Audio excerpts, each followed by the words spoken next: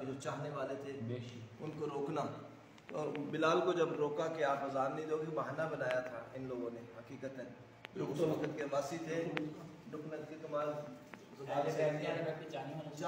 وہی نا. ہاں تو اذان سے روکا گیا. بلال حبشی، حضرت بلال حبشی فاطمۃ الزہرا سلام اللہ علیہ کی چوکھٹ پہ گئے، جا کر طلباب کیا. فرمایا کہ لوگ مجھے کہہ رہے ہیں کہ آپ اذان نہیں دیں گے. بی بی فاطمۃ الزہرا، اصل تو بی بی فاطمۃ الزہرا کون سا ہے؟ بی بی فاطمہ سلام اللہ علیہ.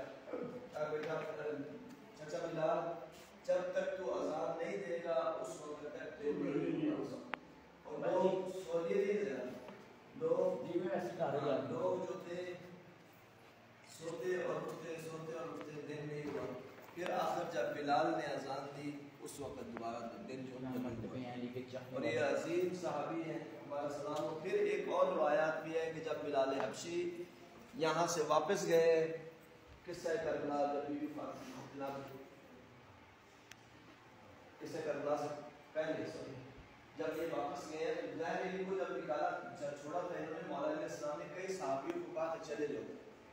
جب ظلم و ستم بہت زیادہ ہوا ہے، جب یہ واپس گئے تو بی بی فاطمۃ الزہرا سلام اللہ علیہ کو پتہ چلا کہ چاچا بلال مدینہ میں واپس آئے ہیں. تو بی بی نے پیغام بھیجوایا تھا کہ چاچا بلال کو کہو گلدستہ اذان پہ جائے اور اذان دے.